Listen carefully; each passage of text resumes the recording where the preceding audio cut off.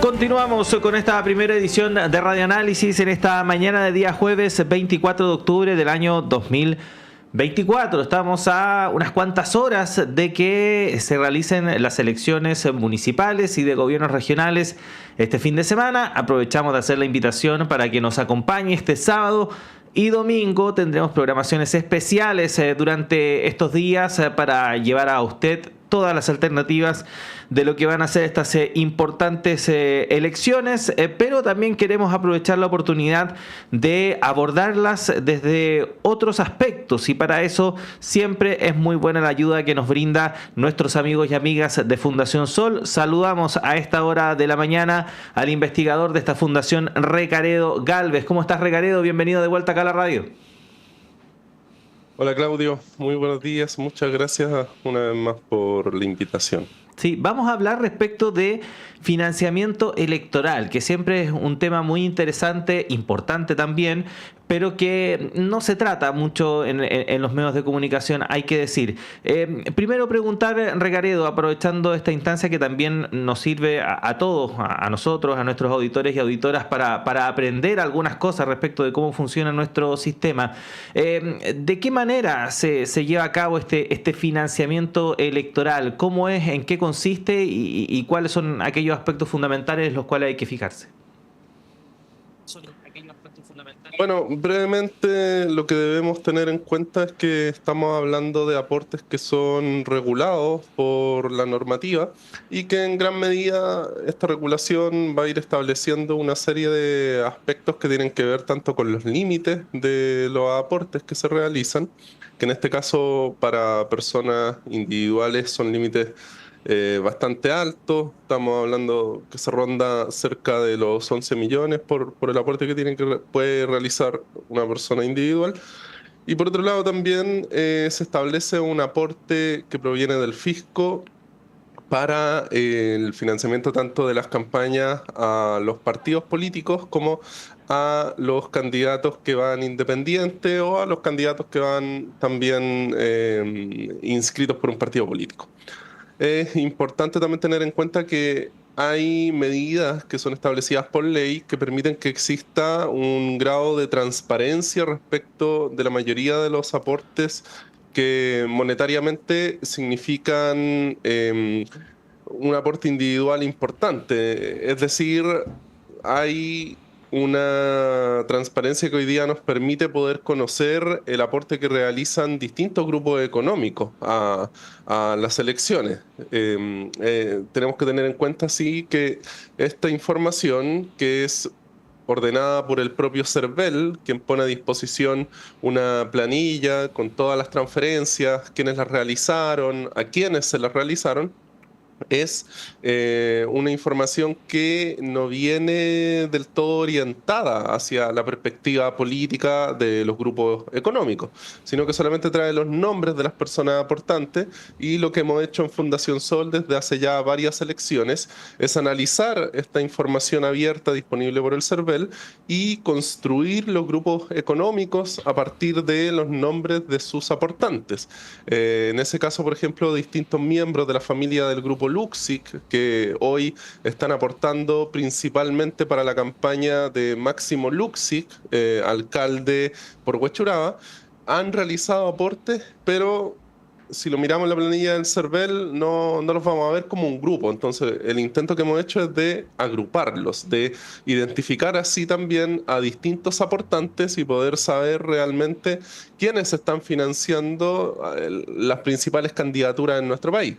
Entonces, de esa manera, pudimos ver que Andrónico Luksic, Iris von Bonna, Jean-Paul Luksic, que son parte de una de las familias más poderosas de nuestro país, hoy día transfieren financiamiento para, en este caso, la candidatura de Máximo Luksic, el ex director de Canal 13, que también es parte e hijo de Andrónico Luksic, para su candidatura en Huachuraba. En total, transfieren alrededor de los 30 millones de pesos.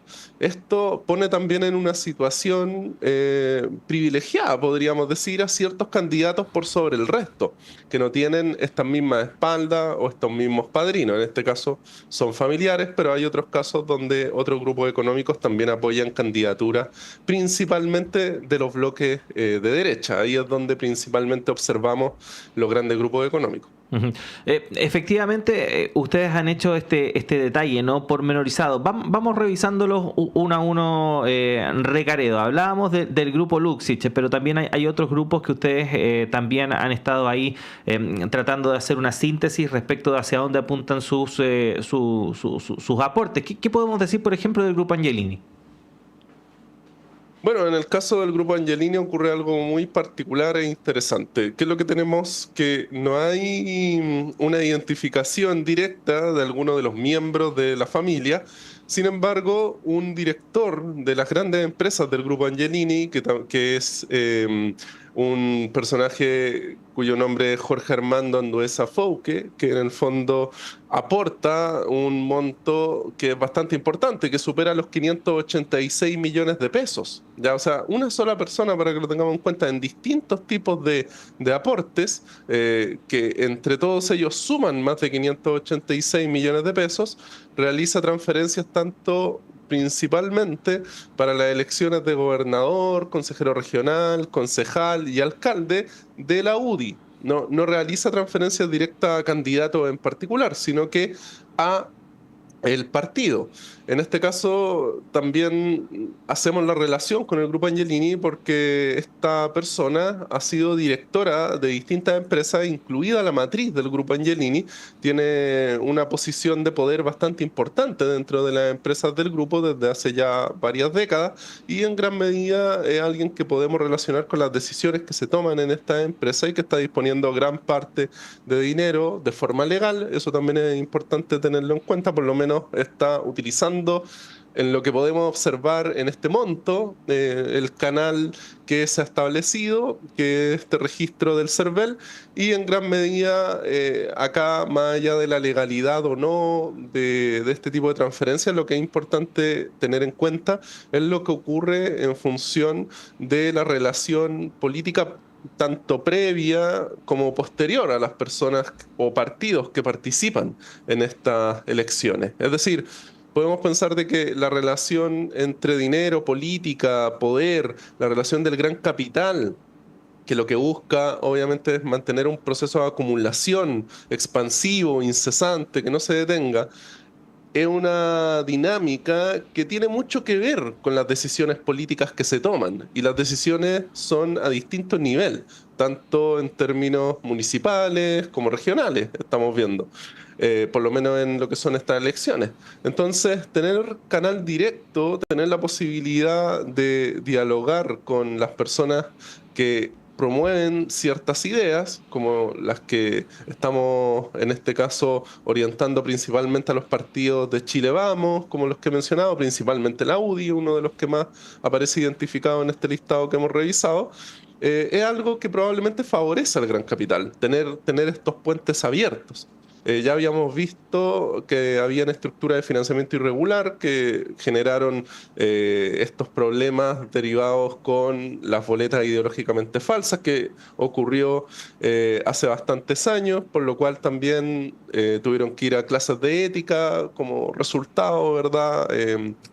Los excontroladores de distintas empresas, y dentro de ellas también el grupo Penta, y en gran medida eso era una forma en la cual estábamos apreciando de todas maneras cómo esta relación entre dinero, política y cargos donde se toman decisiones en política, era una relación que busca distintas vías para establecerse, para concretarse. Ya en ese caso eran boletas que significaban servicios que no se podía comprobar que se habían prestado, y eran volúmenes bastante importantes de dinero.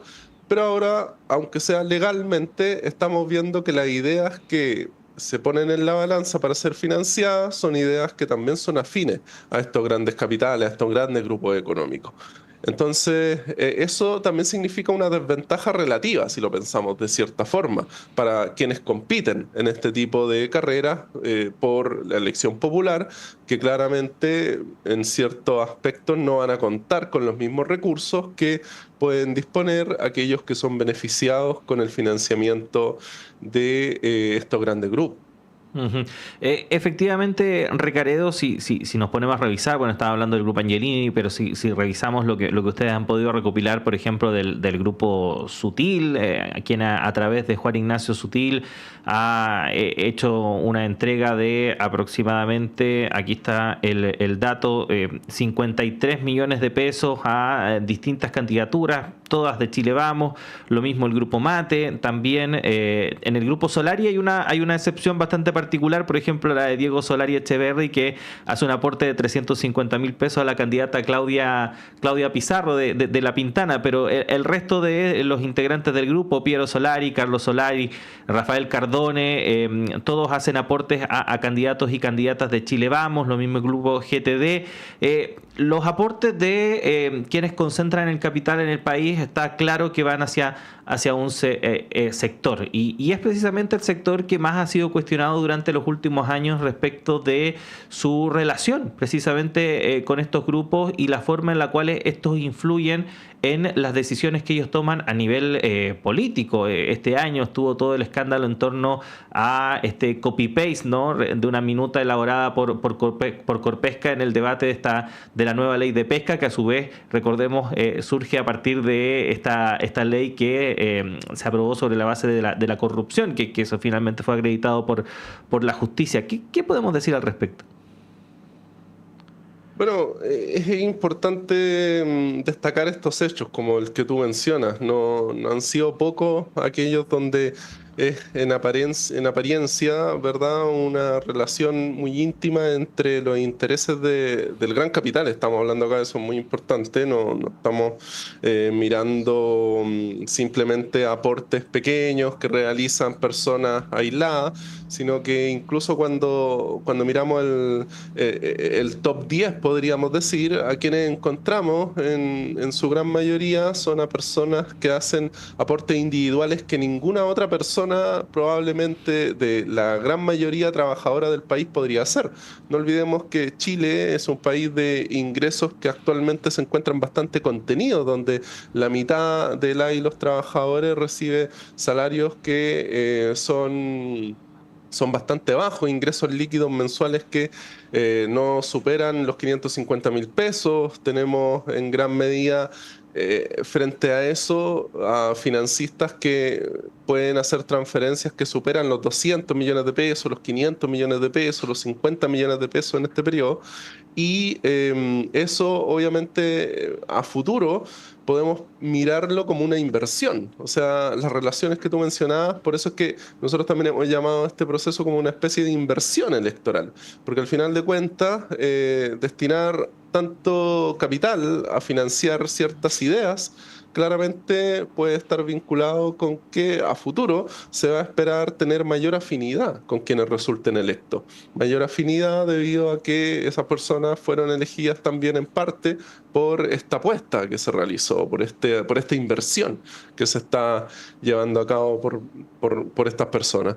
Entonces, ahí es donde nos tenemos que hacer la pregunta, realmente, ¿cuánto es el peso que puede llegar a tener en las decisiones que se toman el gran capital, en las decisiones políticas que se toman en distintos territorios? ¿Y de qué forma es posible contrarrestar esto? Porque hoy estamos viendo que la transparencia que existe actualmente y que todo esto se puede hacer por una vía legal, tampoco nos asegura que va a haber una competencia electoral del todo justa, o tampoco nos asegura que quienes resulten electos el día de mañana realmente van a tener una posición imparcial o una posición que respete la mayoría que lo eligió. De la misma forma, algunos podrían pensar que quienes votan a las personas que son los candidatos que terminan siendo electos y que son apoyados por estos grupos económicos están de acuerdo también con esta dinámica. pero es bastante difícil pensar que esa sea la realidad, sobre todo cuando vemos que la distancia que hay en términos de los ingresos que tienen las grandes familias de nuestro país, de estos grupos económicos, versus la mayoría de las y los trabajadores, es una distancia enorme, que muy difícilmente puede compensarse en términos de lo que van a significar las decisiones políticas el día de mañana. Así es que, desde nuestro punto de vista, como siempre lo hemos planteado, acá es fundamental cómo las organizaciones de base, a través de distintas estrategias que puedan permitir tomar primero la definición de participar o no en la disputa electoral y posteriormente generar distintos mecanismos de fiscalización, distintos mecanismos de incidencia, distintos mecanismos de acción para impulsar agendas locales, para impulsar transformaciones que presionen a la autoridad política y permitan que la agenda que tome la prioridad sea una agenda que tenga que ver con la clase trabajadora, con las necesidades populares en ciertos territorios y no con lo que está buscando el financista de turno, miembro de un gran grupo económico. Ujú. Ricaredo, ¿qué evaluación podríamos hacer respecto de esta nueva ley, nueva entre comillas, porque ya lleva unos años de financiamiento electoral que vino a, en cierta forma, entregar una solución a el problema que se presentó, que se destapó con el caso Penta, caso CQM, etcétera, etcétera? ¿Ha cambiado algo la situación o continúan estos claroscuros, ¿no?, respecto de quiénes están detrás finalmente de estas campañas? Desde nuestro punto de vista, el modelo que estamos visualizando en estos momentos no nos permite descartar, y algo que sería muy audaz de hacer, de que existan situaciones de financiamiento que no son regulares, podríamos decir. Llamémoslas financiamientos que no estén pasando por los canales oficiales del CERVEL. No tenemos toda la claridad de si, por ejemplo, los sueldos millonarios que recibían personas antes de ser candidatas, como el caso de Marcela Cubillo, son también situaciones que tienen que ver con financiamiento de la política. Eso es algo que ha estado sobre la mesa, es una discusión que no, vale la pena no dejar olvidada, dado de que muchos de los antecedentes que aparecieron a la luz de esta situación no permitían despejar del todo lo racional que podría haber sido en el ámbito del financiamiento de la educación superior, en el ámbito del objetivo que tienen entidades reguladas como las universidades, ya sean privadas o públicas, en función del salario que se le pagaba a Marcela Cubillos, que hoy es candidata por Las Condes. Entonces, en gran medida hay muchas situaciones que son flancos abiertos dentro de lo que tiene que ver con el financiamiento electoral. Hay estrategias que probablemente no caben dentro de este modelo regulado que tenemos actualmente.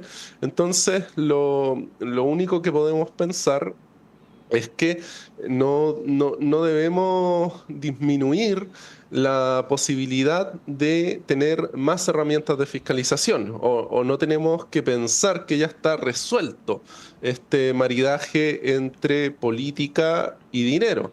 Probablemente lo que tenemos que pensar es que es necesario que estén cada vez más activos los ojos de organizaciones colectivas, ya sean sindicales, ya sean a nivel de comuna, a nivel de región o a nivel nacional, que sean organizaciones que probablemente puedan al mismo tiempo tener grados de autonomía frente a los partidos políticos, que también están involucrados de cierta manera, dado que son quienes patrocinan candidaturas para esta instancia y también reciben financiamiento, y que en cierta forma sea a través de esa fiscalización que logremos ir teniendo cada vez mayores niveles de seguridad dentro de estos procesos democráticos. No olvidemos que distintas encuestas que tienen diversas metodologías para poder llegar a sus resultados coinciden en un deterioro respecto de la legitimidad que tienen los espacios de toma de decisiones en la actualidad. Es decir, las personas ya no responden con la misma confianza en torno a quienes les representan políticamente. Eso al mismo tiempo es algo que para el sistema capitalista como tal y para nuestro modelo bastante sui generis chileno, si es que así se le puede llamar, tampoco es algo positivo, porque eso es lo que va anidando el descontento social, un descontento arraigado en lo material, en lo real, en situaciones que no son resueltas, en bajas pensiones, bajos salarios, un incremento de los precios que no va en relación con el incremento del bienestar, y eso es lo que va a ir colocando piedras en el camino de la acumulación del gran capital. Entonces, acá no tenemos que pensar que el Estado o los organismos de decisión son contrarios netamente por sí a las decisiones que va a tomar el gran empresariado o que busca el sistema económico, sino que muchas veces vienen a facilitar esa toma de decisiones,